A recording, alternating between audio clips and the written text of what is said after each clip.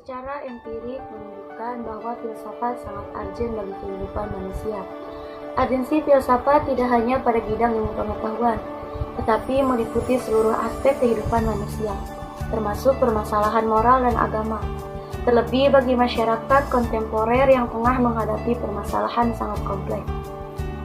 Atau hampir pada setiap aspek kehidupan menghadapi problem yang harus diselesaikan.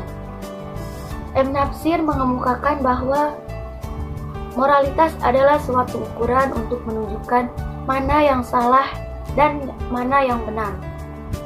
Dan hal yang terpenting tentang moralitas adalah bukan hanya ucapan, tetapi bagaimana nilai-nilainya dapat berjalan dalam kenyataan hidup dalam bermasyarakat.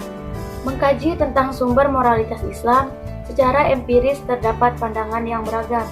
Dalam Islam, akal adalah karunia Tuhan yang sangat penting, tetapi karena keterbatasannya, maka akal sangat membutuhkan wahyu, yaitu Al-Quran.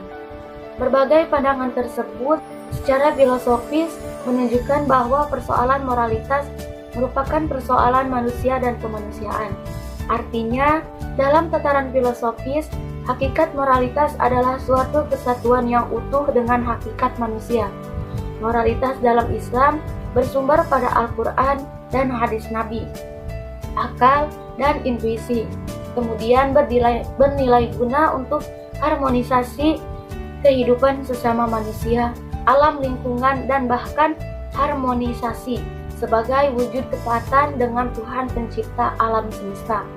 Kemudian mengenai agama, agama secara esensial filosofis merupakan dasar fundamental dari keyakinan manusia atas adanya yang maha mutlak dan segala yang mengada bersumber darinya.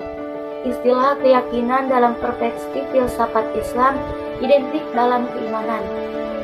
Dengan keimanan harus terimplementasi dalam kehidupan praktis manusia, baik dalam hubungan dengan sesama manusia maupun dalam alam lingkungan.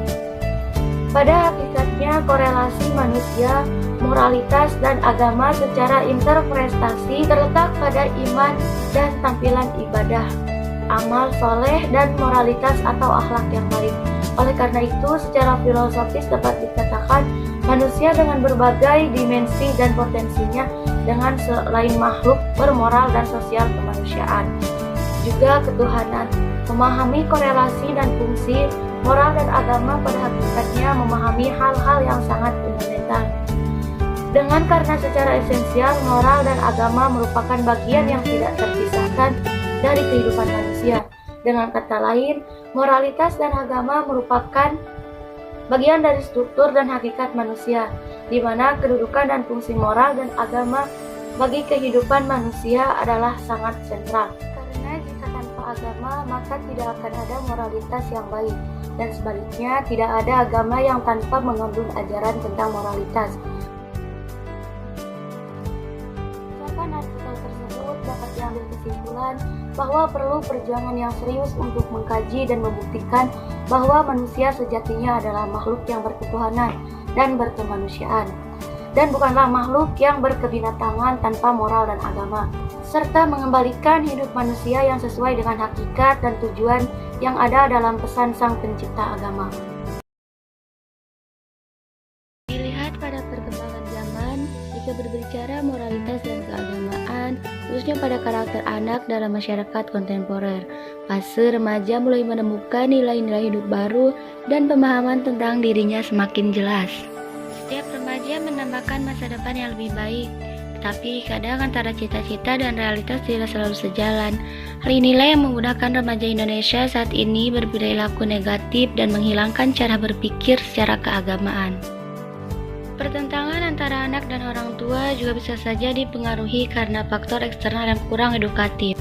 Kurangnya moral dan agama berdampak buruk bagi remaja untuk menggapai masa depan karena hidup tanpa pegangan. Terima kasih, kurang lebihnya mohon maaf. Wassalamualaikum warahmatullahi wabarakatuh.